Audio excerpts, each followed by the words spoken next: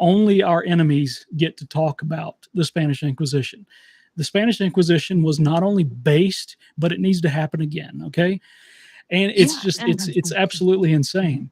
and And look, you will not hear this from Hollywood. What are the no, chances, Jacob, in your judgment, that you're going to get a story, even a mini series or even a short movie about how the Muslim invaders are raging through Africa and they wipe out most of everybody in Spain, and the Catholic Church is the hero?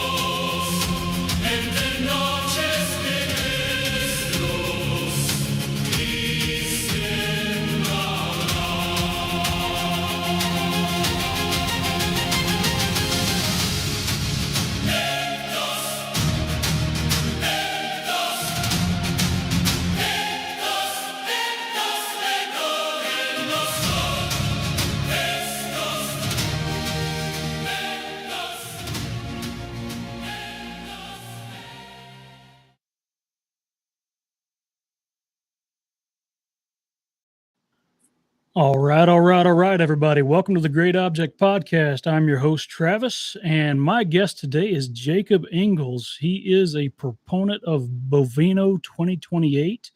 Today, we're going to be talking about what's the difference between an invasion and immigration. Jacob, how you doing, brother? doing great. How about yourself, man?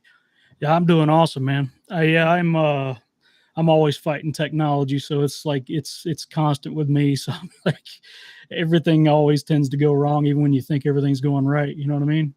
Absolutely. Well, at least neither of us are. What's our wonderful friend Jesco White? I don't think he'd be doing too well with any of this, but he'd certainly be a Right, great guest. right. Yeah, I'll definitely have to keep him in mind. But yeah, we let's see. Like so today, like I've got this. I kind of want to show like everybody how today's events and the battles we're fighting with immigration tie into major historical battles that they've purposely tried to make us forget, right? Yep. So like let's how about you introduce yourself and then we'll just start going into that here. Go ahead. Absolutely. My name's Jacob Engels. I'm a political operative, provocateur, consultant. I've worked as a journalist independently for many years. I've been in Republican right wing politics for 20 years. Mhm. And recently, I launched the Bovino 2028 movement, and it is a movement that is encouraging the commander Gregory Bovino to form an exploratory committee for president in 2028, and to hopefully eventually mount a campaign for the Republican presidential nomination. People can find information about that at bovino2028.com. That's awesome, man. Yeah, I was seeing the other day on his post, he was touring Vlad the Impaler's tomb, and I'm just like, that's Giga Chad energy because so many people try to remember him as this just horrible, horrible person. But if you really start going into the history books, you realize that he was actually the hero of the story. You know, you're not going to get like everybody's heard of Bram Stoker's Dracula and all that, right? Yeah. So it's they just don't realize what he was fighting at that time. He was taken as a child soldier Yep.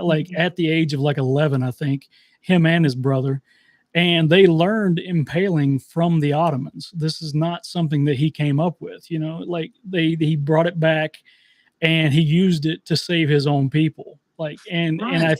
I think he's a Christian hero, honestly. Like he should be revered, not Well, just and a lot of the things people don't really consider when they think about that, or just take the Hollywood or the commercialized version of it, is, Mhm, you know, what he did. Yes, it was brutal, mhm, but you cannot fight 1,000% brutality with, sugar plums and cookies. So, right. in order to defend his people, in order to defend his homeland, he had Mhm. to take some drastic steps, Oh yeah. and that's when we separate the men from the boys. We Mhm, separate the controlled from those who refuse to be controlled, mhm, and I think that it's a time tested method, and history repeats itself. It just mhm, waits to see if we will see what we see with our eyes and hear what we hear with our ears. And mhm, do we speak out, take action, or do we mhm. just sit down and take it? That's right. Yeah, like I've for the most of my life I've been okay, let them in, but they have to assimilate. But the Yep. issue is now they're not assimilating at all.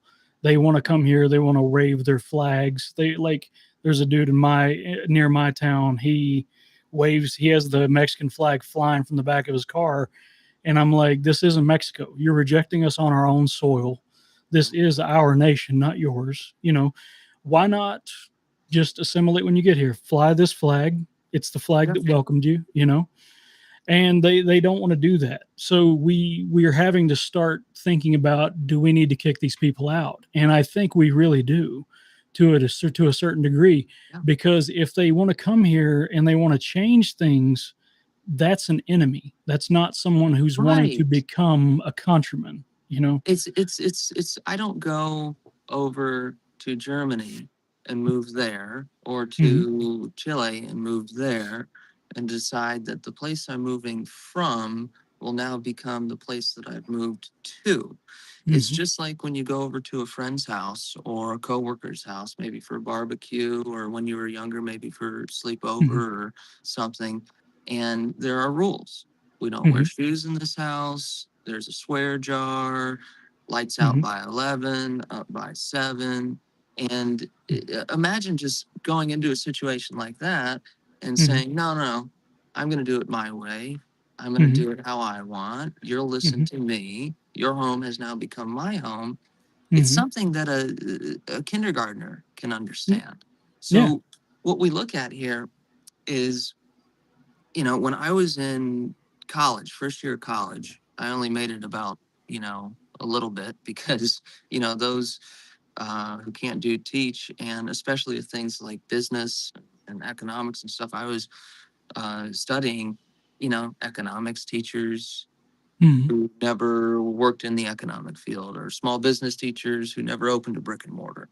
But mhm, back to the point, we had a public speaking class, and we had to adopt an argumentative, kind of persuasive essay that we turned into, mhm, a speech to the class. mhm, And my partner was one of my good time friends, Harry, and Harry's family had spent almost 13 years saving up to immigrate from China. Okay. mhm, And came to America. They were as happy as could be to mhm, learn about the culture, to ingratiate themselves with our people, to embrace our norms and systems. And I thought I was hardline on the idea of immigration in any form, never mind illegal immigration. Oh my gosh. He sat there and said, no, like my family sat over there and worked hard for 13 years, saved up, did it the right way, came here, opened a business, integrated, assimilated, and we love America. America is our country now, not ours that we took, ours that has adopted us because we've adopted it. That is beautiful. Like actually, yeah, I got a little emotional with that. That's awesome. Yeah. Like I absolutely love it. Like this is the greatest country in the world, but the issue is like the and I know they mean well. Like I'm not taking a dump on my fellow libertarians, but the issue is that liberty has to be defended. Liberty is an anomaly in nature. The only actual constant in nature is violence and subjugation. And if we allow these, I'm just going to call them orcs because there's far more or less polite words that I could use for them. Like if you're importing someone who thinks it's okay to throw a 3-year-old into a crocodile pen, which happened just this week, what happens when you invite thousands of those? What happens when you invite tens of thousands of those in? Your home becomes a war zone, and then your liberty is degraded over time because they are not assimilating. They are not even trying to get along with you. They are coming here and they are changing your home. If I walked into your house, like you said, with ignoring your rules, I say, Jacob, I don't like where you have your couch. We're going to move this couch. You would be right to kick me out of the house. You know what I mean? Yeah, I might find it interesting at first. I might be like, why does he want to move the couch there? But yeah, exactly. Yeah. So like one of the greatest internet legends of today, of the past 15 years, came out with an absolute banger song this week. And I figured it'd be fun for me and you to just react to it right now. Okay? There we go. Real time. All right.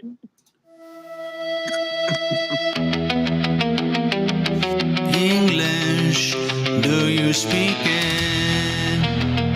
If not, get the fuck out, get the fuck out. Get the fuck out, get the fuck out. I'm sick of these people who think that we're equal. Get out of my country before we delete you. We don't want your culture, we don't want your flags here, we don't want your language polluting our street signs. Go fuck yourself, invader scum. Go back to wherever you came from. Saw a lady replace a USA flag with a flag from Somalia. She said she loves her country but hates our history. I said Somalia still has slavery. Go fuck yourself, invader scum. Go back to wherever you came from. Sometimes when we deport illegals, they turn around and come right back in. Why don't we launch them to some other planet so they stay the fuck out of our country?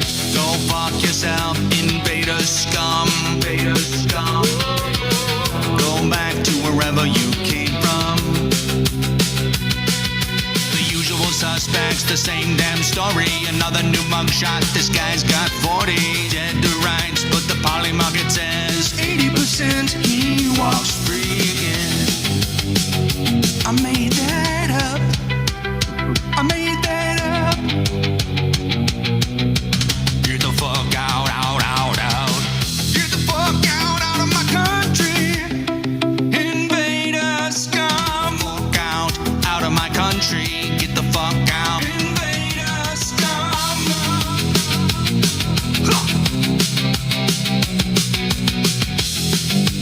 Out of my country. Get the fuck out. Get the fuck out. Out of my country. Out of my country.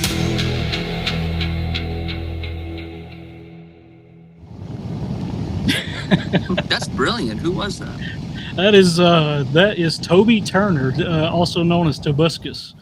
He's He's the dude that created the Minecraft "I Can Swing My Sword" song all those years Oh my ago, gosh, that's him. That's and the hilarious. chicken nugget and a biscuit song. That so It yeah, just he proves talent comes in various different ways. The man right. upstairs decides when your ticket gets punched and sends you down something just absolutely brilliant. I Yeah, mean, look, yeah. look. He's been schizo posting all week, and I'm here for it because like Well, sometimes you got to get the schizo out, and exactly that's healthier than the psychotropic drugs and chemicals that they want you right. to have. You can't have shrooms, you can't have marijuana, you can't have ayahuasca, you can't have things that all natural that Yeah. God gave us. But the good point about that is that's the vibe of America right now, and it's not just two Mm-hmm. white boys on a stream talking about it. Mm-hmm. It's people who fundamentally are fed up. It's people who came to this country as immigrants. Look, Mm-hmm. I'm a German Irish mutt. Mm-hmm. Okay, half of my family uh, came over and were subjugated and treated horribly Mm-hmm. during Civil War time. Hey, you get off the boat. All right, potato eater. Here's a gun. Go fight for Lady Liberty, Mm-hmm. Uncle Sam. And we're treated like dog shit. Mm-hmm. So we have a history in America Mm-hmm. of groups and cultures and ethnicities that somehow were able to figure it out and Mm-hmm. assimilate, but yet the Wakandans Mm-hmm. are not able to do so. And so the one thing too, no matter what group, Mm-hmm. these groups that come in here and have bastardized Europe writ large, in one instance, their culture is so great, they're superior, we was kings and shit and all this other nonsense. Mm-hmm. But then on the other hand, you become generational welfare sucks on society and can't Mm-hmm. advance yourself or advance your people that you brought here. So which one is it? You can't have Right. both at once. Yeah, I don't think they think that far ahead. They just come up with whatever they want in the moment. And then, of course, like I think everybody knows the meme that like in certain parts of Africa, they don't even have a concept of time. Like they don't understand past, present, and future, which is very odd to us because it's almost as natural as breathing to us. But like there, they might not even have like and this is strictly sub-Saharans for the most part, Yeah. like the Rwandan genocide and things like that, General Butt Naked in Liberia. A lot of them don't even have a concept of the future. There is only the now, and that is naturally just an incredibly destructive mentality because you're not building anything for your children. You don't Right. have you're not building up wealth. You're not actually managing society. Like with the fall of Rhodesia, now it's called Zimbabwe. Rhodesia was a paradise in the middle of a desert, and now it's For barely everyone, by inhabited. the way. Yeah, For yeah, everyone. for everyone, So even th- black people. there's also a point to this where, you know, leaders lead and should be allowed to lead, right? Hmm. So let's take an example. Who's probably the most well known, lauded, awarded, and prominent neurosurgeon of our era? That would be Ben Carson. Hmm. Okay. And he's black. So Hmm. it does not have anything to do with race and culture when people put Hmm. themselves towards a goal. Hmm. Men and women need a mission. Hmm. And I think we're finding out that there are some people that come here that don't want to accept the mission. They don't Hmm. want to have a mission. They Hmm. want to just import their shithole and make Hmm. America their new shithole. Hmm. While we're smiling, while Hmm. money is being stolen out of our pockets. And to be clear, there are people all over the country that are American citizens, were born here, have been here, their families, some since the Hmm. country was founded, who abuse the Hmm. welfare system, who abuse the government benefits, who abuse the communities with drugs and crime. That's not the Hmm. debate here. The debate Hmm. is what percentage versus this percentage are doing that. And Hmm. my standpoint is I want to deal with both groups. Hmm. But what do you do when you have a problem? Like, let's take, for example, a ship that is getting ready to drop off some crusaders in Aachen. Okay. If they have a hole that is this big, and they need to get to shore and plug another hole that's this big, which one are they going to pay attention to first? Which one is more important and more detrimental to completing your mission? The big one. Mm-hmm. That's true. Yeah, it's like, and one of the things that really bothers me is like I almost consider the legal immigration at this current moment worse than the illegal immigration, because we have like, and I'm specifically talking about Virginia here because like I'm from Virginia, and like you've probably seen me schizo posting a little bit online talking about like some of these invaders in our state house in Richmond. Half of them aren't even from Virginia. Of that, there's 10 or 12 that aren't even from the United States. And that 10 or 12 is enough to swing any vote that comes through the House, right? Yep. So the issue is one of the guys that wrote the assault weapons ban, he grew up in Bangladesh, and he didn't touch United States soil until 2007. This is Saddam Islam Salim, whatever weird ass name he's got. But anyway, he's trying to ban mine and your guns. Yeah. And I find that uniquely offensive. Okay. Like if you look at the last episode, my last guest, she is a wonderful person. Like she grew up in Kenya. She was educated in Britain. She came here and she is an American now. You know, she adopted the culture. That's Dr. Wanjiru Najoya of the Mises Institute. She's a wonderful person. I'm happy to call her my countryman. You know, she came here and under good faith and assimilated. And I think that is good faith. Exactly. Good faith is what we're talking about here. Because if we got people coming here that have, like, if you look at the statistics, even in Bangladesh, it's 0.3 firearms per 100 people. And he's coming here trying to change us into Bangladesh. Well, and that is look, that's an important point, though. So what you just did was the fact that it's an anathema. It's foreign to him, the ideas that we have here, which is fine. You don't have to like them. But the problem you're talking about is not just in a state. Because what does the state legislator do? The state legislator determines congressional districts, determines things that go up to the governor that do affect laws and interactions with federal agencies, okay, as a state. So when you say, well, hey, foreign-born citizen that has become or foreign-born individual who has become a citizen of the United States can't run for president of the United States, well, why isn't that also the rule when it comes to local office, city, county, state office? That's something that you have to look into, because why does one matter and one doesn't? Yeah. And a lot of it, I think, goes back to the Federalist and Anti-Federalist debate a long time ago. Like, they don't much care if the states are in absolute anarchy, you know? They just want the federal government to be powerful.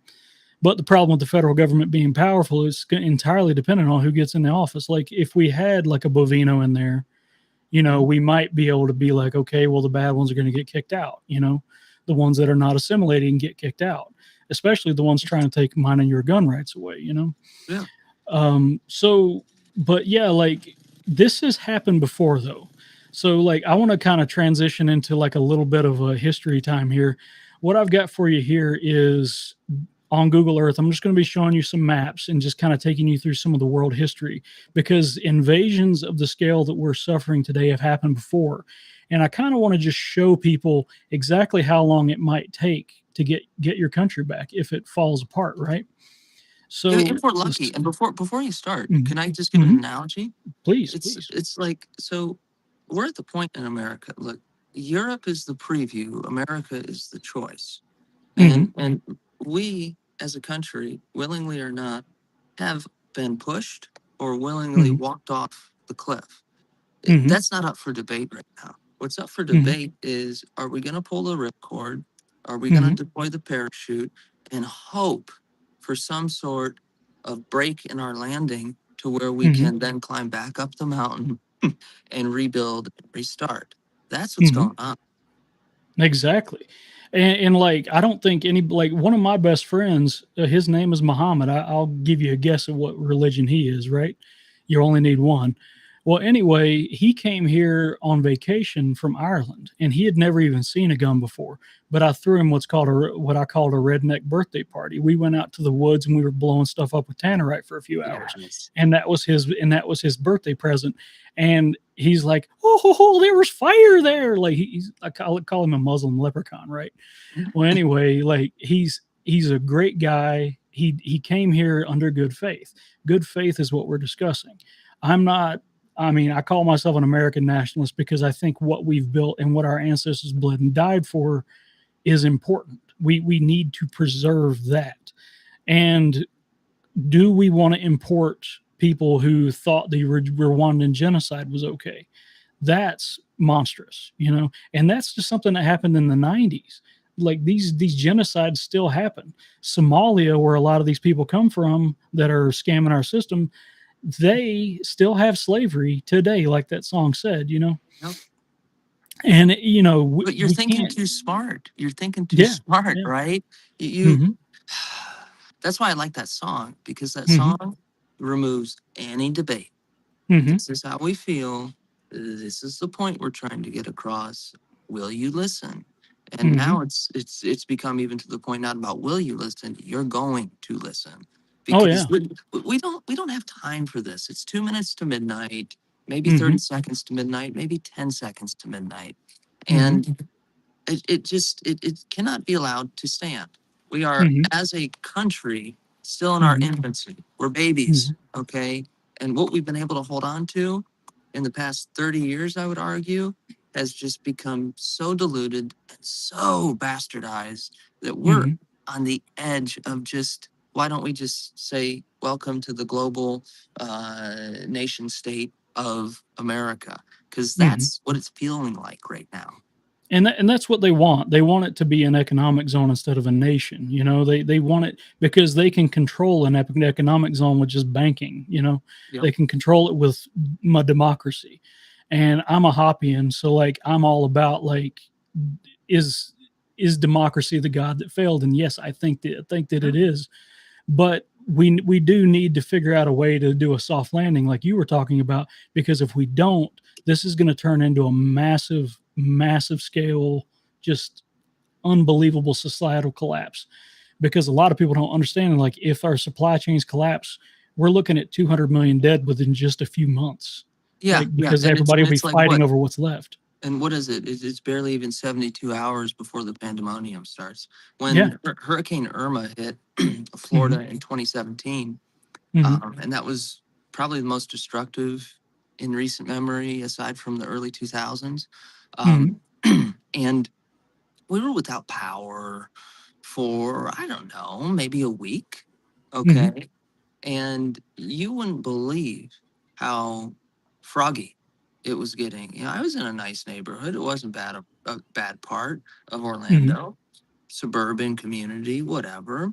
Hmm. And after the first day, people would Hmm. realize I still had power because, I kind of prepare for those kind of things. Hmm. And keep basic things on, fridge, being able to run TV and some fans to keep it airflow going, charge your phones, that kind of shit. And I would sit out on the porch most of the day, just Hmm. airflow, and just drinking beer and watching. And I'd start seeing people, start walking behind people's houses in the back. And I thought at first, maybe they're helping clean up brush. Yeah, there's a lot of shit I did like that in the first, morning, helping neighbors out. Hmm. And then I started, at night getting knocks on the door from neighbors who, mind you, never bothered to speak to me or interact with me ever, saying, "Oh, Hmm. we see you have power. Would you mind, putting some sort of medication or some sort of necessary thing they were claiming? Could you hold it in your Hmm. fridge?" And I said, I don't. I'm sorry, I don't know you from Adam. Number one, number two. Hmm. Um, I just don't feel comfortable because you're demanding that you come inside my house to see me Hmm. put it there. And number three, I wasn't born yesterday. Because maybe Hmm. if you come in and you put it there in the fridge how you want to your specifications and then leave, what have I just given you? I've given you a whole look inside my house. And Mm-hmm. then I have something of yours in my house that you can claim you need to enter my home to take back for yourself. No, Right. no, no. Right. Yeah. And like when I was a kid, like luckily we were off in the woods and we'd be without power for like a month. Now we're tough people. You figure out how to live like that pretty quickly, you know. But like I can't imagine what it'd be like in the city because that's just yeah. Oh, Like it's we odd. had people bothering us, like we had family bothering us, but of course we're gonna help our family. But like strangers, no, you know, because they're obviously gonna be scoping out and seeing what else you have in your house, right? And Right. it's just yeah. And well, and And here's the thing. I had mhm, neighbors that I had known that had been in my home. We'd been in their home. We had mhm, each other over for dinner. Trust was established there. mhm, So when they asked those same questions, it was a no-brainer. Absolutely, come on over, partner. mhm, But the audacity among even people who were born here in this country and have no need for assimilation mhm, was so odd in that sense. I mean, within the first 12 hours, about 2 miles away, people were breaking into pharmacies in a good high income suburban area, mind you. mhm, And I could hear that going for days on end. You mhm, had McDonald's were getting broken into. I mean, all over the fact that people lost power mhm, and then looked in their fridge and realized, shit, don't have anything in the pantry. I don't have a little outdoor garden. I didn't have any, freeze dry food or anything to sustain mhm, me and my family. And then you start getting into the Lord of the Flies kind of Walking Dead scenario. mhm. And, on day two, it was just sitting outside with the 12 gauge and the blackout, and I don't give a fuck at this point Mhm. because I'm just gonna make it clear, stay the fuck away from me. Mhm. Exactly. And unfortunately that's the line you have to draw, you know, like not everybody respects the unspoken rules of civilization. And like I guess that brings us to like what we're talking about with like with like the Reconquista era that I'm going to be talking about today. Like, so over here used to be Palestine. It's called something else now. Well, anyway, so now like we had like Muslim caliphates raging out. They raged to every direction, right? They would sweep through North Africa right here. And this dude named Musa, he he has one of his lieutenants named Tariq to start moving in and taking over this area right here, right? Yep. So I kind of call this the tale of two assholes, right? Because the way Spain fell is something we're really not taught about in school. Because they want this era of history to be forgotten, right? So Count Julian, he was the Visigothic governor of like what is Ceuta, right? And if you zoom in here, let's pull this up.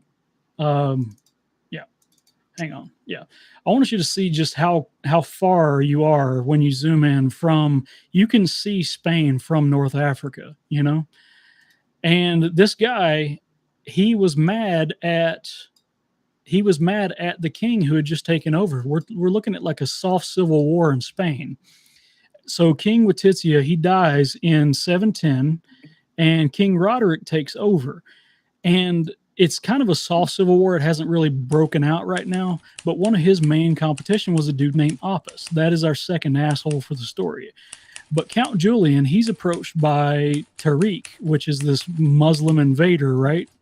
And he's leading this horde of invaders. And Count Julian's angry at Roderick, right? So he says to Tariq, he says, not only will I let you pass into Spain, I will give you the ships to do it. So already we've got traitor number one, you know? Yep. So then, you know, we have what's called the Battle of Guadalete. And you've got a Muslim invader of like around 12,000 men fighting 33,000 Spaniards. They should have been able to win that battle.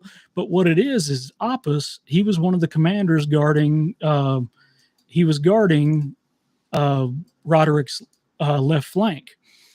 And he betrays Roderick and runs back to Toledo and claims the crown for himself. And Roderick, now, if you believe the Muslim chronicles, Roderick is killed in single combat by Tariq. He dies crossing the river and drowns, right? Because heavy armor, you're going to drown, right? I almost drowned 3 times last week. But it's just, like I was on the river and everything. Now, this is what's called the Rock of Gibraltar right here, this huge mountain.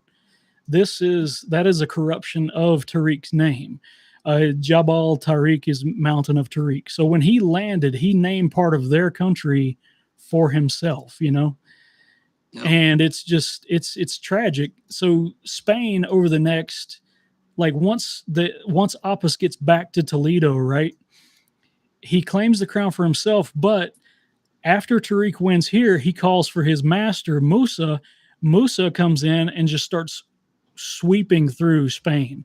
And they get to Toledo, and Apis, this isn't recorded, but Apis, he somehow becomes a bishop. What I think it was like a consolation prize. So he becomes a bishop of the Catholic Church.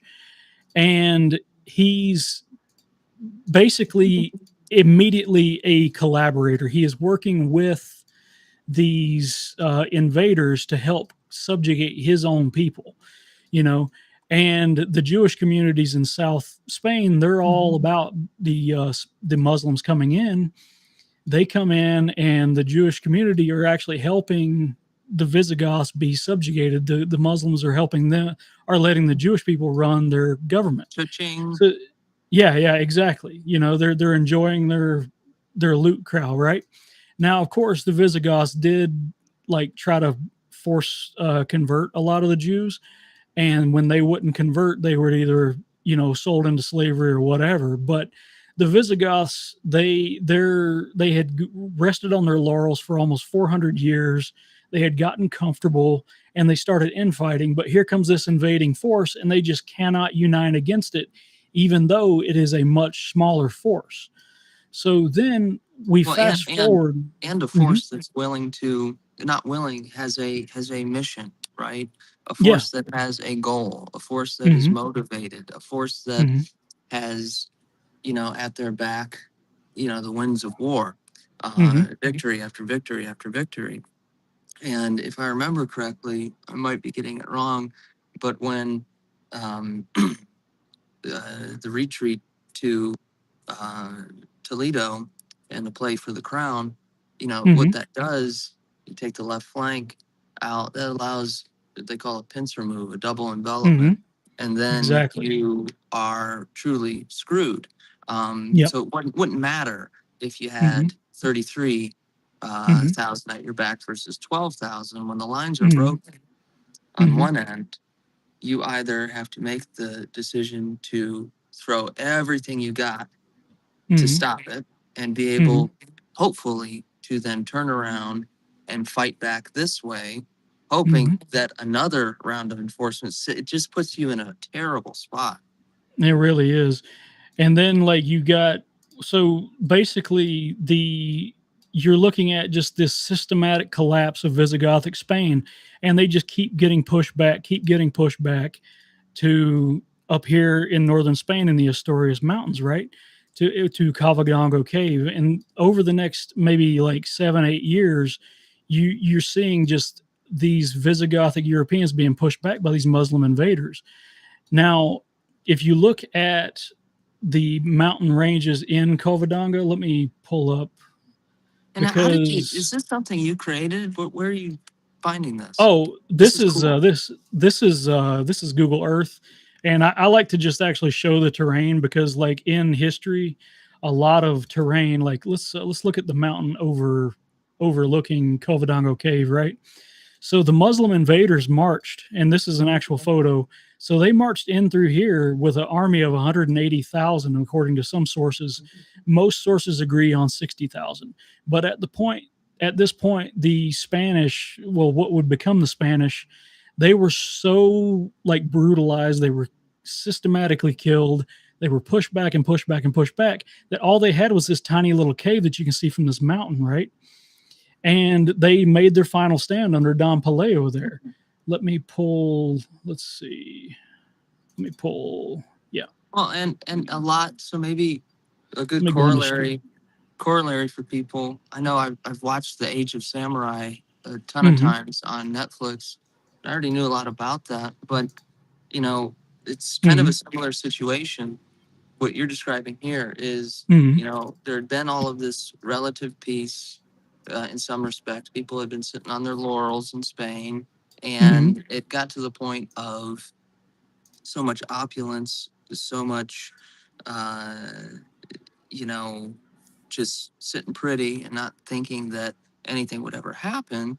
That Mm-hmm. when war breaks out, people are more concerned about personal survival for their houses or for their clan or for their retainers, their groups of people. So there wasn't that homogenous, like sticking together Mm-hmm. Spaniards versus the invasion force. It was every man for himself. And I Mm-hmm. think we see that in the Sengoku period in Japan. You see that Mm-hmm. what you're describing here now. And we see it in America currently. Everything is falling to shit, going to shit, Yeah. and you got just little pockets and groups of political ideologies who are saying, nope, nope, nope, nope, nope. I'm gonna get mine here. I'm gonna get mine here. I'm gonna get the. We're fragmented. Okay, Mm-hmm. we're an army.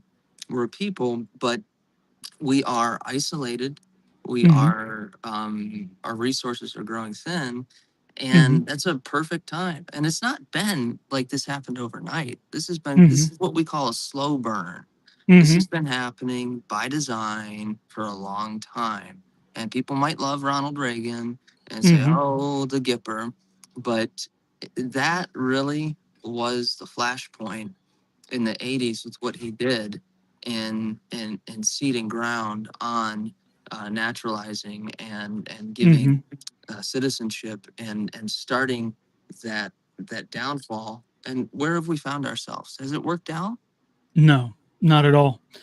So yeah, like I mean, you're looking at like right here with Covadonga Cave. Now this is what it looks like today. Back then, it was like a forested area, obviously.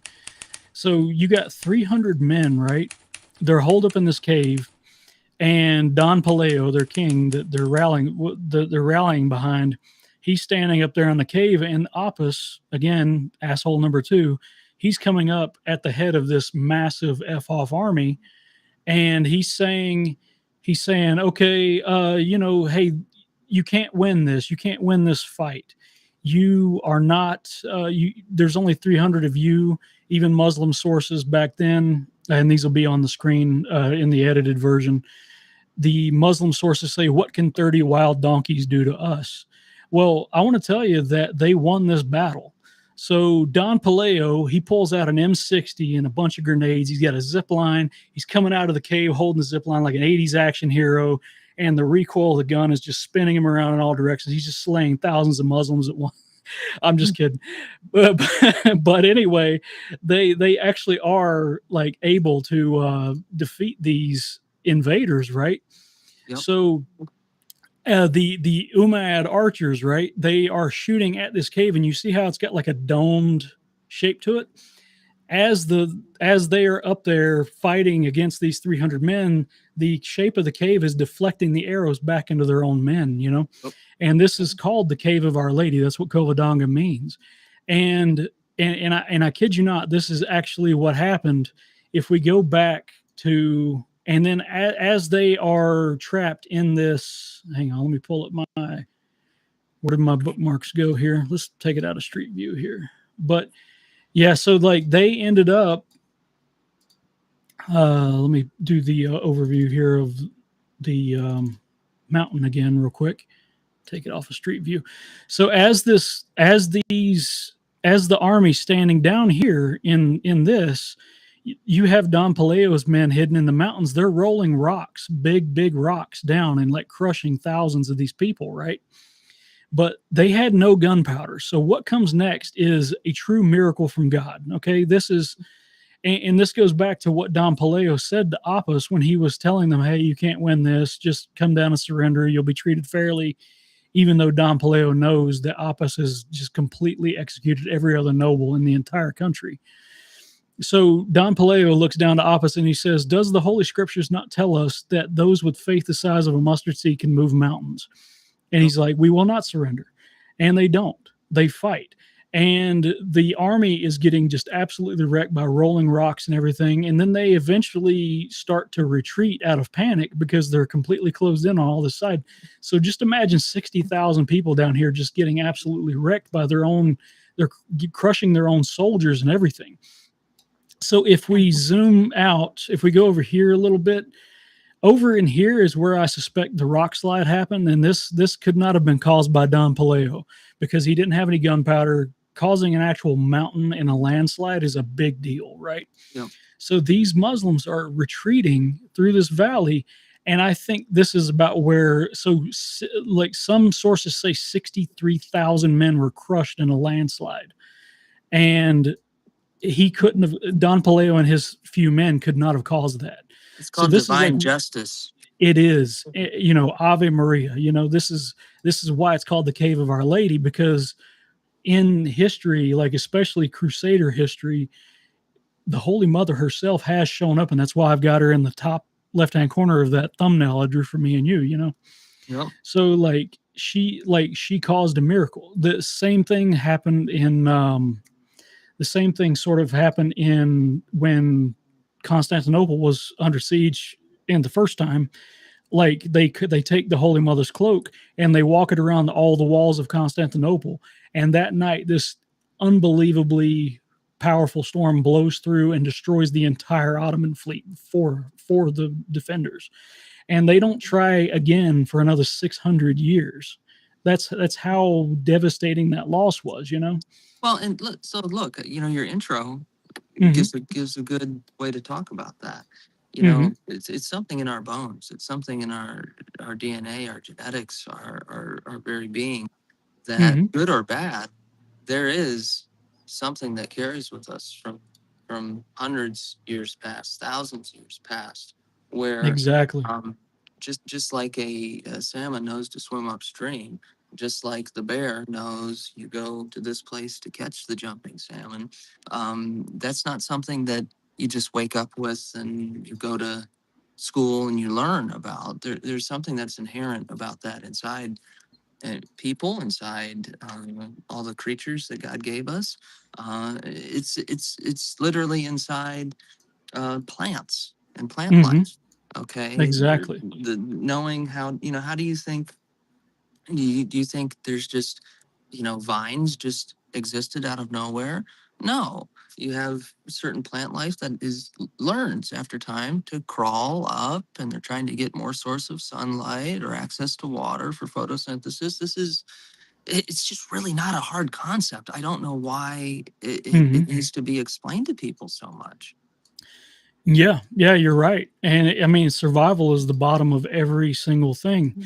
Now, if we fast forward from the absolute in Cavadonga Cave, it is one of the greatest military battles in human history. Like, I'm not even calling it in Spanish history. I'm calling it in human history, because if the Christians would have lost then, Christianity in Europe would have probably been completely wiped out, because there would have been nobody else to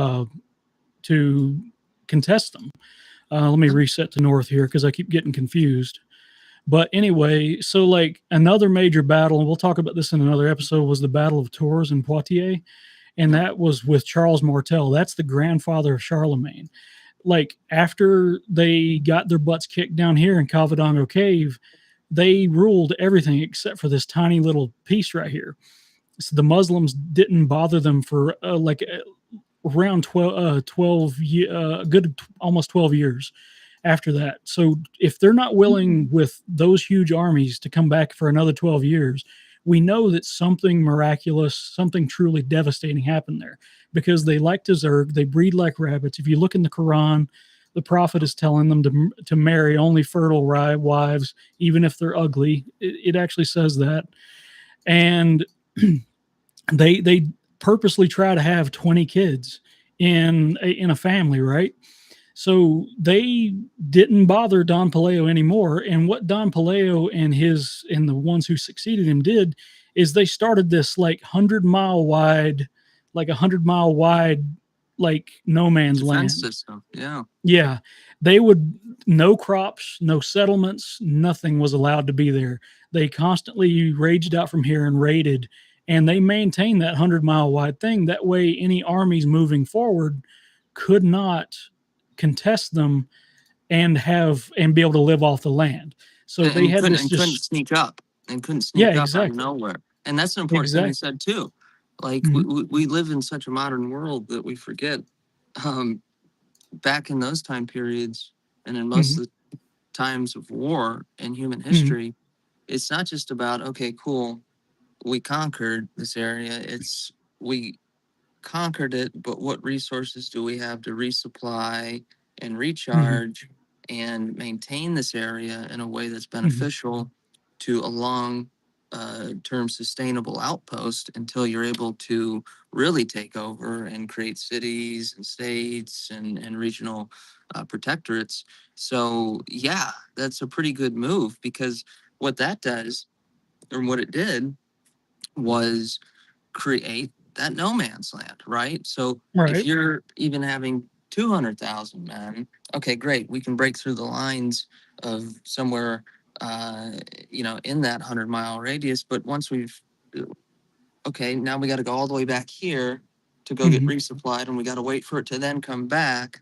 And mhm, in times of war, that's not time you can afford to wait, um, exactly, because like you said, 300 men are all of a sudden repelling a force of at minimum 60,000, at maximum 180,000. mhm, So uh, these things can be done. I mean, people probably more currently would think about the Battle of Thermopylae, mhm, which didn't end in such great circumstances for the Spartans, mhm, but it proved that you can win against an overwhelming force, but you got to get creative.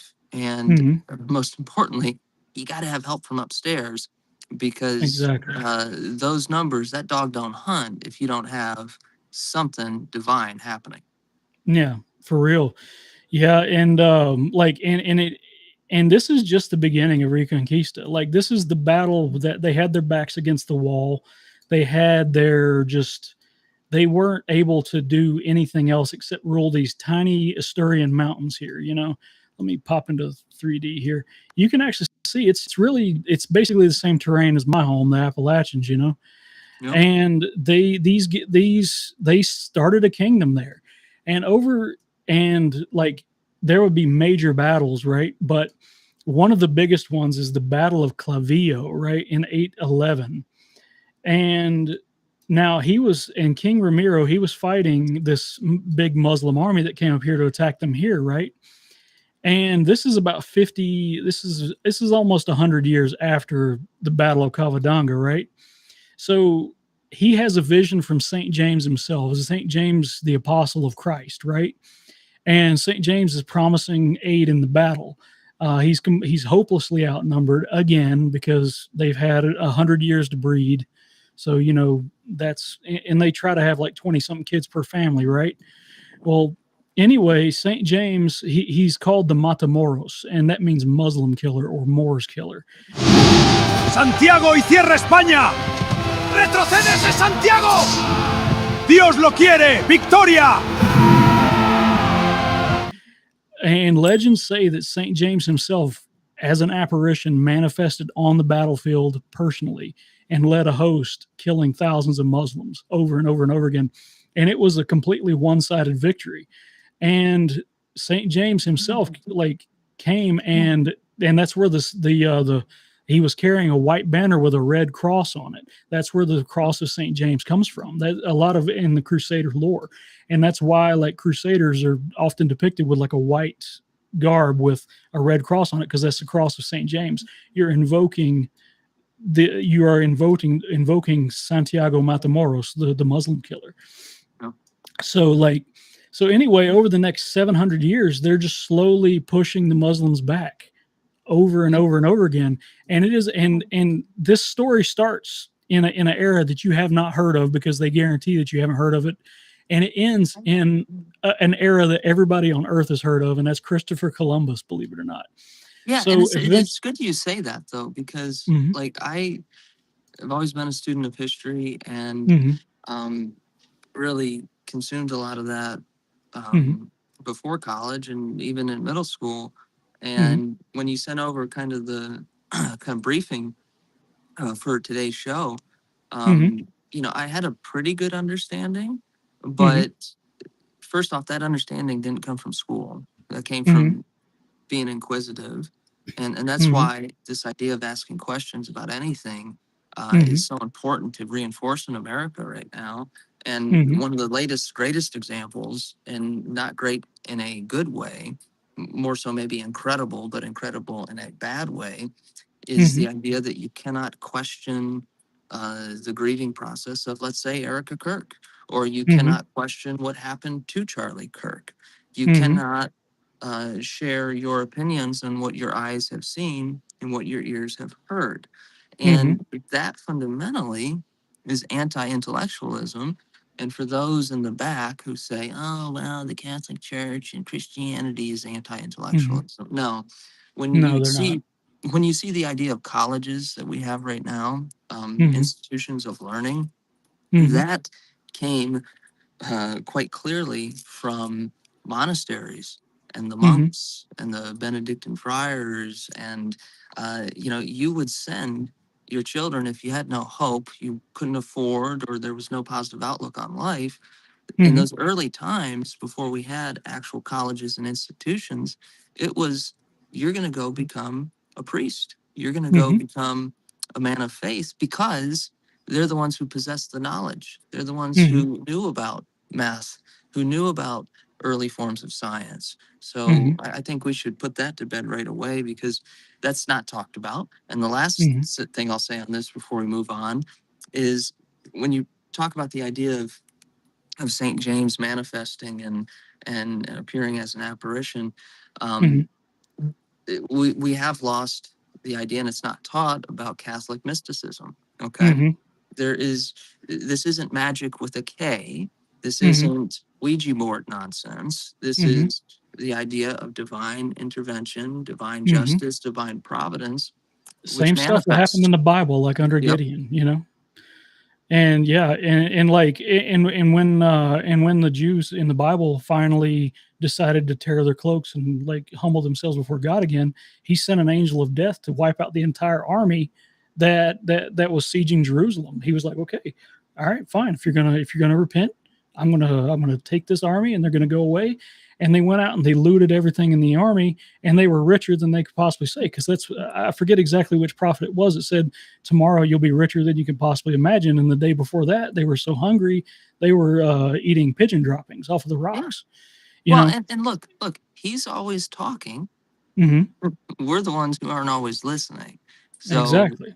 you need to be a sponge of information, and even Hmm. information you don't like that you disagree Hmm. with, because Exactly. that informs you on how to attack the problem when you face it Hmm. from your enemy. Hmm. I think it was Voltaire that said the mark of an educated mind is to be able to entertain a subject without accepting it. So like, just to be able to read something you disagree with, like I've read the Quran, that's how I know that they're commanded to have as many children as possible, even if their wives are ugly, things like that. And it's just, like everybody should read it. At least go read Surah 9. Like, Yep. please go read Surah 9 because it's psychotic. But anyway, let's pop back over to Google Earth. Like everybody's heard of the era of Christopher Columbus, King Ferdinand the second, and Isabella the first. Isabella was of Castile, and sorry, I'm stuttering. Ferdinand was of Aragon, right? So they come together and they are slowly pushing the Muslims back and back and back into finally Grenada. And Grenada in 1492, in January 1492, Grenada finally falls. And King Ferdinand, he's like, there's no longer any benefit for you living with us. A long time ago, you conquered our country, and we're just now taking it back. So you're invited to get out, or we're going to have to make you get out. Now, You can't go, or you don't have to go home, but you can't stay here. exactly. Exactly. And in 1478, a papal bull arrives from Rome, right? And it authorizes what the Spanish Inquisition. And this is one of the most misunderstood sections of history, because only our enemies get to talk about the Spanish Inquisition. The Spanish Inquisition was not only based, but it needs to happen again. Okay. So if you look at the total number of deaths for the Spanish Inquisition, most reliable sources put it at around 3,100 people dying. And that's over a period of 400 years. Okay. It directly lines up with the Spanish Golden Age. Like, they were, and what they were doing is they were flushing out anybody who did false conversions to Christianity, that stayed behind and tried to undermine the new system that they had spent 700 years like winning back. And it directly coincides with the Spanish Golden Age, and it propped up the Spanish Golden Age, and the authority and glory and wealth of Spain only started to wane after the Inquisition was finally abolished. And it's just it's absolutely insane. And look, you will not hear this from Hollywood. What are the chances, Jacob, in your judgment, that you're going to get a story, even a mini series or even a short movie, about how the Muslim invaders are raging through Africa and they wipe out most of everybody in Spain, and the Catholic Church is the hero, and they kick out the exactly. Never. I mean, the most, like, fast forwarding, obviously, several hundred years, the most accurate depiction I've seen, and it's not it's not a real good time period in the Catholic Church, but the Borgias on Showtime, I thought that did incredibly well in showcasing three things. It showcased the out and out corruption that had infiltrated the church, and the way the Catholic Church was back then. But it showed also that the duality of man. Rodrigo Borgia, who became Pope Alexander Sextus, he was an incredibly corrupt, incredibly sinful, immoral character. But at the same time, he's one of, if not the last popes, along with Della Rovere, who would come after, that really discussed and implemented the ideas of, no, we will use the papal army, we will restore order, we are going to not allow this idea of priests and cardinals and bishops to be engaged in this festival of carnal relations and sin that had become so commonplace. But also, he was incredibly corrupt. But what does that teach us? It teaches us the third thing, that God uses imperfect vessels. He uses sometimes the worst of us. I mean, the Apostle Paul, I am the greatest of sinners. So that, in my opinion, was probably one of the most accurate things I've seen done on the Catholic Church, albeit there are some things I disagreed with, but not stuff that you're learning in the history books, not stuff that is comfortable for people. And from that time period up until our, let's say, the past 120 years, who would be the last pope that really made a clear stand? It would be Pope Pius, who made the stand, who made the stand against modernity and modernism, and made the stand against some of the very people we're having problems with nowadays, of the Jewish faith, who claim that, in order to be a true Catholic, in order to be a true traditionalist Catholic, I went to Legionaries of Christ, Regnum Christi Catholic school, so that's in league with Opus Dei and that style of Catholicism, not cafeteria Catholics who like to pick and choose, like Nancy Pelosi. You can kill the unborn, you can be for all this sin, but then you still get to receive the sacrament, which I don't like. But it's something that I think we should go back to, maybe we could do a whole episode about that. That would be fun in the That would be future to talk like about bias. because a lot of that comes like a lot of the corruption you see today comes from Vatican II. Like Yes. so, people who weren't even Christians, they got to sit down and just tell Christians, "Oh, you can't believe that. You know, you can't do that." And I'm like, bullshit. Yeah. So, Well, and they push people like Mel Gibson mhm, into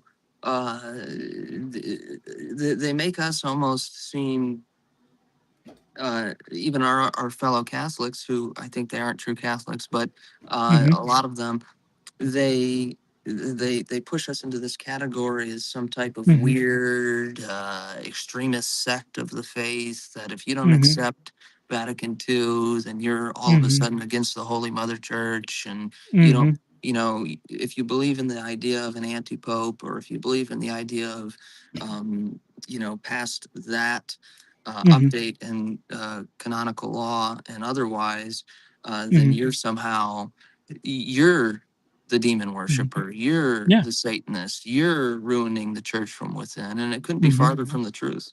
And to circle it back to Vlad the Impaler, the only reason that they came up, and this was Muslim propaganda spread by the Germans later. Oh, he drank blood. No, he took the holy sacrament, the blood of Christ. Okay, that they say, oh, he was a cannibal. He drank human blood. No, he took the holy sacrament, and they called him a vampire for it. And it's history is a set of lies agreed upon. That's Napoleon Bonaparte, right? Well, And maybe Vlad is sitting somewhere. I believe he's up there, oh but yeah, maybe he's sitting up there and just getting these royalty checks from all the movies. Maybe he's not too mad about it. maybe.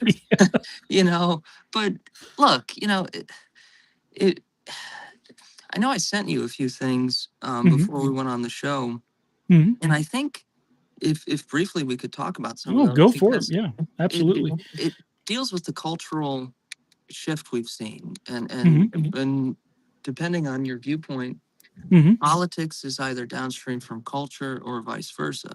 mhm, So one of the articles I put up yesterday was, mhm, and this talks about the broken trust in society, mhm, was an article about a father came to me and told me about how his daughter had gotten mhm, permission at 15 to work at Six Flags in Chicago. mhm, And this was supposed to be fun summer job, teaching a little self-reliance, teaching responsibility. And mhm, unfortunately, she was accosted by a 30-year-old employee who apparently had some mental issues, or mhm, was mentally stunted. But the person grabbed her hand and pulled her in and wouldn't let go. It was all you're going to be my friend. We're friends now. It was mhm, all a violation, number one, of, we made this agreement with you, Six Flags, that mhm, we believe that our daughter was going to be safe in your charge. mhm, And, she's junior ROTC, obviously honor roll student. So this wasn't an issue of her not mhm, necessarily being able to protect herself. But again, the disparity in age, the mhm, disparity in physicality, and the disparity from a male female perspective mhm, going on there, that's a huge violation. So what mhm, did Six Flags do? Six Flags let her fill out a report, but never mhm, informed the parents. The young right. child, had to eventually, in in what she felt was something shameful that was her fault, had Mhm, to tell her parents. And then her mhm, parents are like, what the heck's going on here? And mhm, have to go and do the proper channels, file a police report, ask mhm, Six Flags what happened here. What's the breakdown? Why wasn't a manager informed? Why wasn't a report filed internally? Why weren't we mhm, informed as the guardians of this child, our daughter, mhm, that we trusted you with? mhm, And well, there was no report. And then, well, here's the body camera. Well, here's this, and it's all heavily redacted. Or, well, we don't know what's. And see, that's that breakdown of trust in society. Point one. mhm, And then point two, let's look into our politics. And this is all on jacobengels.substack.com. That's mhm, JACOB engels.substack.com. I'll put that up on the screen for the edited version. You have an issue in Florida politics where we have a widely watched campaign for governor for the GOP nomination, where the state party, has decided we're not going to have a debate, because if you don't have $10 million and you don't reach a certain percentage in the polls, then the citizens are disqualified from hearing from potential candidates that are going to represent their state. And that has been done by State Chairman Evan Power, who, by the way, has misused and abused party funds. He's launched a congressional campaign not too long ago. But before that, he made sure to spend $100,000 of Republican Party of Florida funds to send out birthday cards with his name on it to his very district that he's running for Congress in. So then we see the political corruption. And to make matters worse, not only will there be no debate for governor, there's going to be a debate for a couple of the congressional races. And who do they put as a moderator on that debate panel? They put a man by the name of Peter Sorsch, who runs FloridaPolitics.com, a man who has a long history of extortion, of check kiting, is a registered Democrat. And when he was 29 years old, he was having carnal relations with his boss's 15, 16-year-old teenage high school daughter.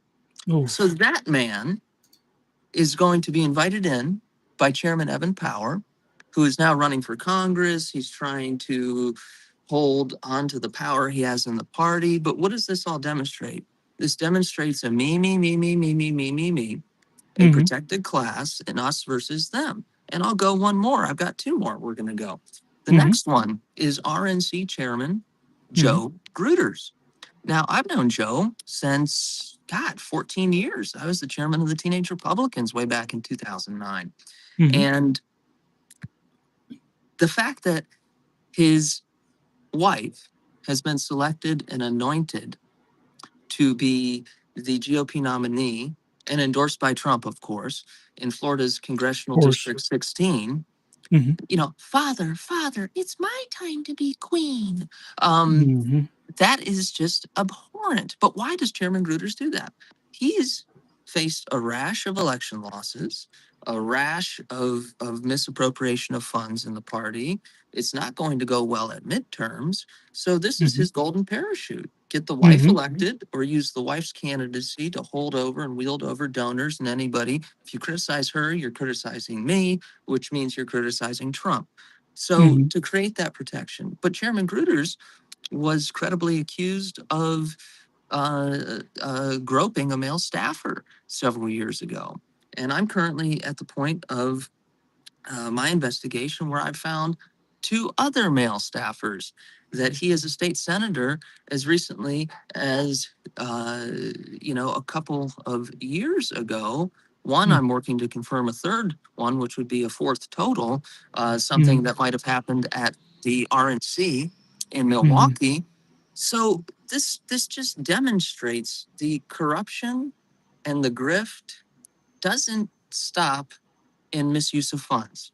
Once you've opened the door to the devil, it's going to corrupt every other part of your life. And the next one we'll go on is the fact that you have an individual, Mr. Scott Pressler, okay? He runs Early Vote Action. A lot of people view him as this warrior for voter registration, this warrior who's wielding his power and taking out people left and right in the U.S. Senate and Congress who don't support the president's message or support the MAGA cause.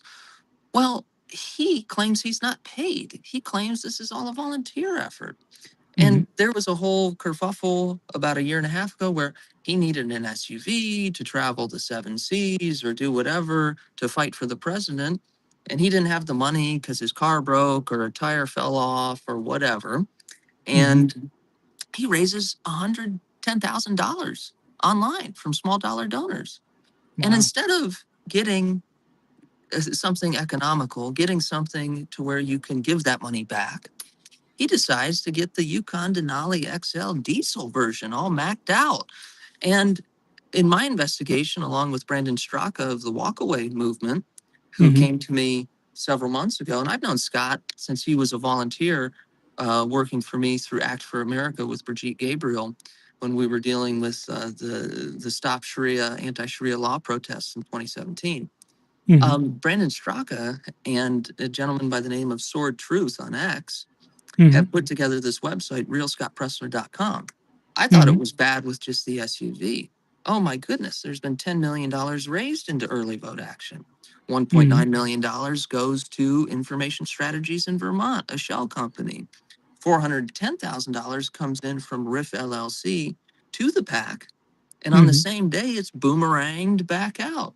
Lara Mhm. Trump has given Mr. Pressler an all black American Express card that he gorges himself on. So, this whole myth and story that he's promoted to the boomer generation that they Mhm. have eaten up because they see him on Fox News and everything else is that he's just scraping by, eating ramen noodle, and it's a wonder he's got a hitchhike all across the country.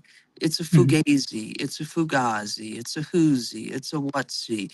It's not real, people. We have a whole Mhm. bunch of third-rate, failed theater kids from high school who are Mhm. running the American political system now, and we're just told to eat the shit and think it's a brownie or get pissed on and told it's rain.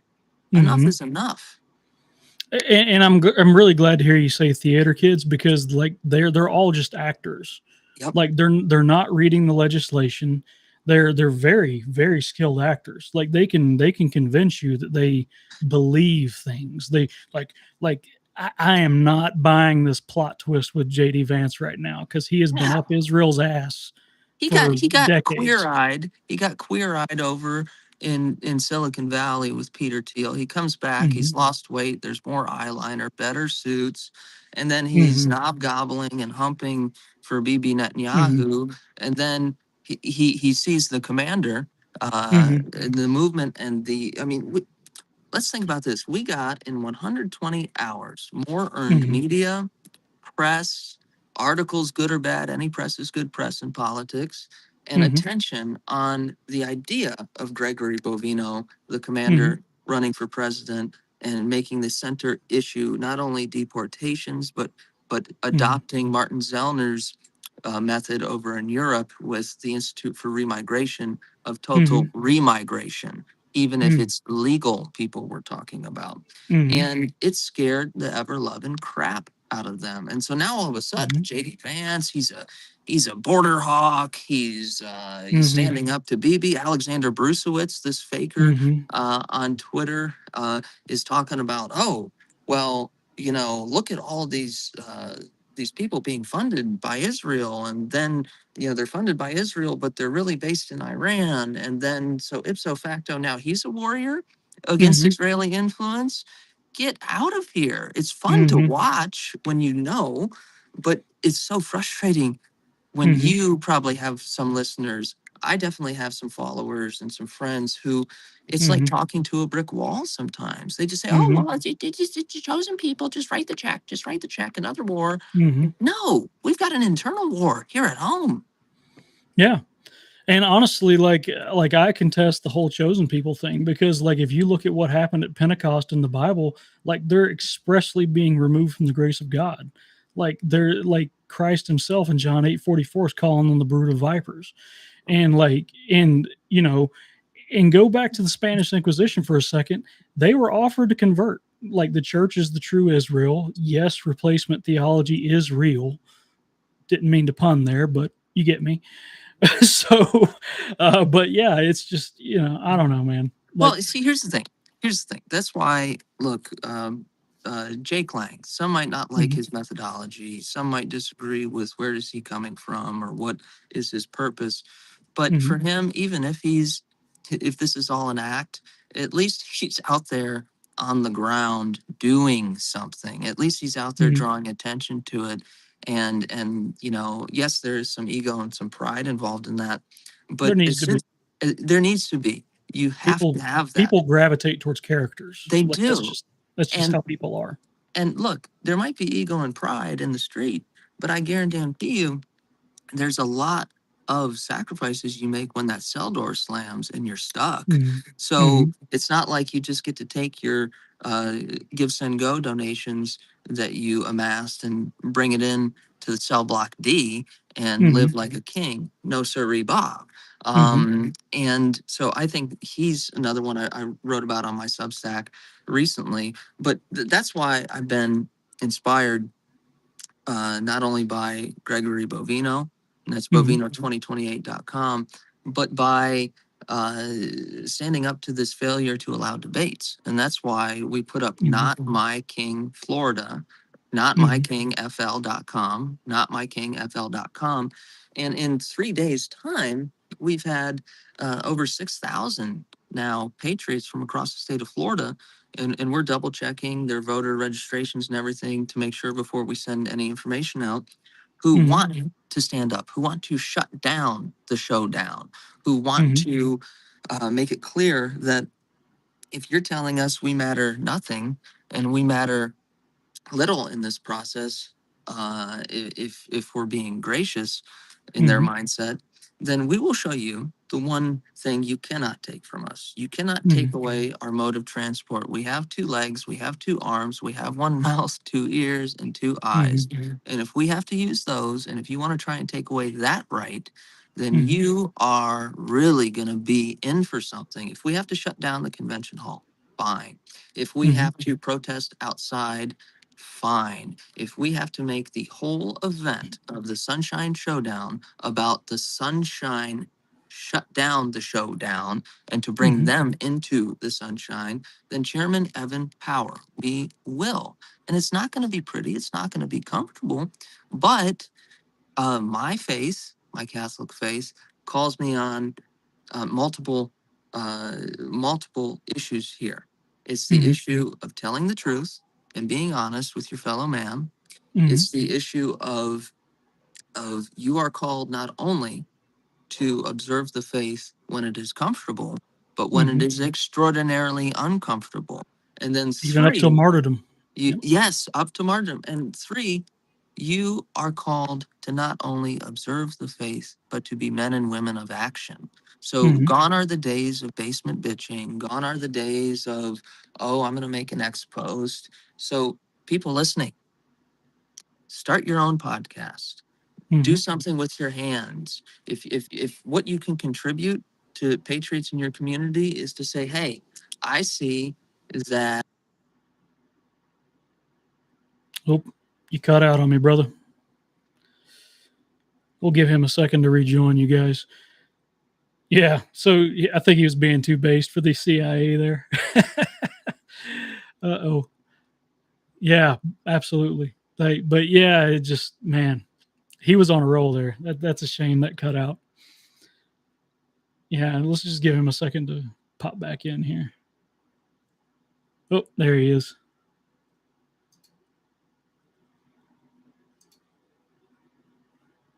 No, still camera dark. Yeah. There we go. There we go. Oh, Sorry. we hear you again. All okay, right. There you go. I apologize. I was joking. I think the CIA was like, no, gotta shut him up right now. Well, I'm actually getting a barrage of phone calls, so maybe we're doing something right. Right. But you're called to act. Do something. If your act of courage is making sure that patriots have something good to eat after they come back from a protest, then do that. If you can work with your hands and say, hey guys, there's a 4th of July parade, let's build a big float, let's get attention on an issue that is important to us, and you're a woodworker, then do that. If your ability to contribute is to contribute money, then do that. If you want to get out in the streets and scream, then do that. But do something, pray tell, because this idea of I'm just going to make a tweet, or I don't even want to tweet or retweet that person because then somebody might look at me cross-eyed at the country club because it was uncouth. Well, what's uncouth and uncomfortable is when your communities are being ravaged and raped by a foreign horde. That's uncomfortable, I would reckon, far more than a little slant eye look and the uncomfortability that you face. See, when you hear people talk like that and say, I'd really love to, but What they've done is they put their personal vanity and their personal ego and their pride above the very clear mission we've been given from upstairs. So it's take Admiral Nimitz' method, a great admiral in the United States Navy. He developed the KISS method. Keep it simple, stupid. Keep it simple, stupid. The Bible is very simple. The Word of God is very simple. If you even take the seven deadly sins and you do the exact opposite, that's a great starting point. If you can live like that, you're off to a great start. But people just don't do it anymore. And this age of influencers and this age of social media, you're in like the 0.01% of people who use it in a good way, because we've had like a 3-part experience here. We're talking politics, we're talking culture, but then you're taking people to school and you're giving them visuals. Here's a map. Here you go, idiot. Look here. Let me give you, and I'm an idiot sometimes on things too. I'll call myself an idiot, but that was the funnest part so far for me, is, when I'm sitting there and it's kind of like when somebody makes dinner for everyone and the plates hit the table and it's absolute silence. Damn, it's good. So the fact that I was zipping my lid for a good portion of that, it's engaging. So I really like this idea. I appreciate that, man. But yeah, like it just stuns me because like the history you're taught in school is like white people bad. We did a whole lot of horrible things. America bad. We conquered the Indians. No, they conquered each other, and we were just colonizing. Well, yeah, and it's just absolute nonsense, And like you don't hear about the monstrous crap that other religions have done, Like, no. I mean, it's all about societal and cultural shame for one group, an absolute advancement, and putting on pedestal other groups. Look, I'm done with the debate about, we can be all things to all people. Clearly we can't. We've tried it. And so now, like the song you played, what's that? Is it vulgar? Sure. Is it rude? Sure. Is it direct? Absolutely. But the time for pleasantries is over. We've tried to baby you idiots into enlightenment. And now you will be led into enlightenment through submission, because I'm not going to submit and cede this country. Neither are you. Neither are hundreds of millions of Americans. The only thing we have left to figure out is what little bug do we have to get in their ear in terms of interest? How do we engage people? Which is why what you do in your own way hits certain people. What I do in my way hits certain people.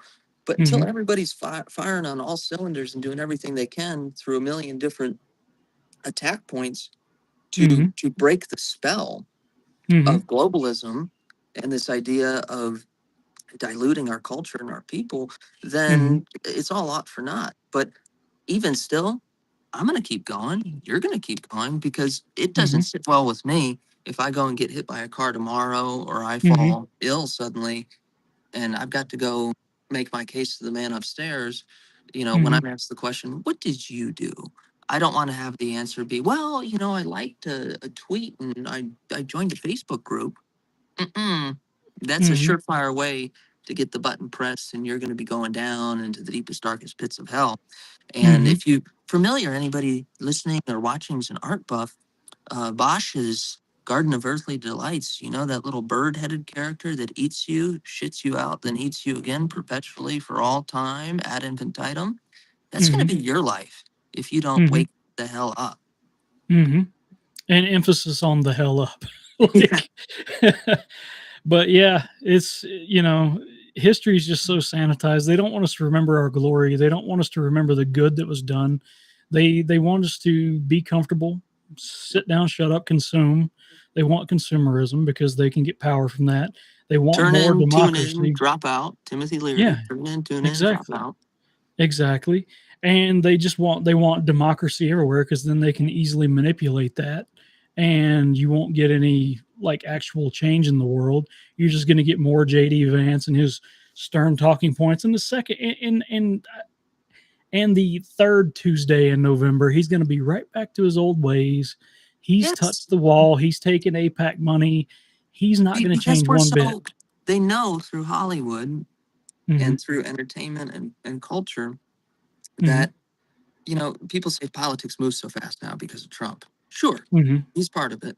But politics has become Hollywood on steroids, but Hollywood was the pre-programming. Hollywood was the proof that a 30-second ad could manipulate an entire populace, or a 2-hour movie could reshuffle somebody's brain to watch something that they know is untrue, but then adopt that premise as truth. So I'll give you a last example because I know we're running tight on time. And one thing I like to do after this example is we're going to do favorite movie, favorite band, favorite book, and because people don't do that shit anymore. So one good absolutely is there's a candidate running for Congress in Florida's 6th congressional district by the name of Ryan Elijah. Now, I grew up seeing this guy on TV, and I think he's on Fox 35 in Orlando for 14 years. He never made a strong stand. He never said, I'm not going to read that script. He's a corporate skin suit for the mainstream corporate media that is the globalist. Yeah. I think we lost you again. And to spin off of his point, I think it goes back to Opus, like how Opus, let's see, add him to stream. Let's see here. Oh, this is fun. This is fun. See, you're creating trouble for your partner. I don't think I've had them this upset. But yeah. I mean, keep being based. We'll figure it out in editing. Oh, yep. It's going to kick you off. We might have to do this again on recording and then post it. But yeah, let's just pull you out. But yeah, thanks everybody for watching the Great Object Podcast. We are running tight on time. We didn't get to the homework today. So what I'm going to do is just go ahead and thank my subscribers. You guys are awesome. You guys pay for all of this, and thank you for that. I'm not out of pocket for any of it. Bridget Morgan, 3 stand for truth. That's Kate. Hanover Barca, Hanover Boxer, not Hannibal Barca. Okay, you should take that as a compliment. Hannibal Barca is the greatest, probably the second greatest guy that ever lived. But anyway, Sage Wise Guy, Healer Protector, that's Nick. What's up, Nick? Federal Farmer, Daughter of America, Lauren Nan, Desert Ranger, AppTac USA, Snickers, Patriot Day, America Only, Skinny Kenny, Hrodgar Skittle and Shield, and London Boy. Thank you guys so much for watching. If indeed you still are, I'm sorry the CIA has a problem with my guest today. He's got a 4K camera, you can tell. But so let's just come up with some homework off the top of our heads real quick. Physical task, go get your wife pregnant. Mental task, read The Count of Monte Cristo. That's a damn good book. Social task, I want you to go check on your elderly neighbors and make sure they're not lonely. Like sit down for a conversation and like talk because loneliness is an epidemic. Okay. I want you to go and actually want to sit down and talk with these, especially your elderly like neighbors. Okay. They're often very lonely and they could use some conversation. Okay. We all do. We all can. Okay. So until next time, the great object is that every man be armed. Thank you so much for watching. Especially thank you all my subscribers. And you guys take it easy. We'll get the edited version up here for you shortly. And we'll have sources. We'll have pictures, all that on the screen. I hope you enjoyed it. Let me know if you didn't enjoy it. All comments are welcome. Y'all have a great day. The great object is that every man be armed.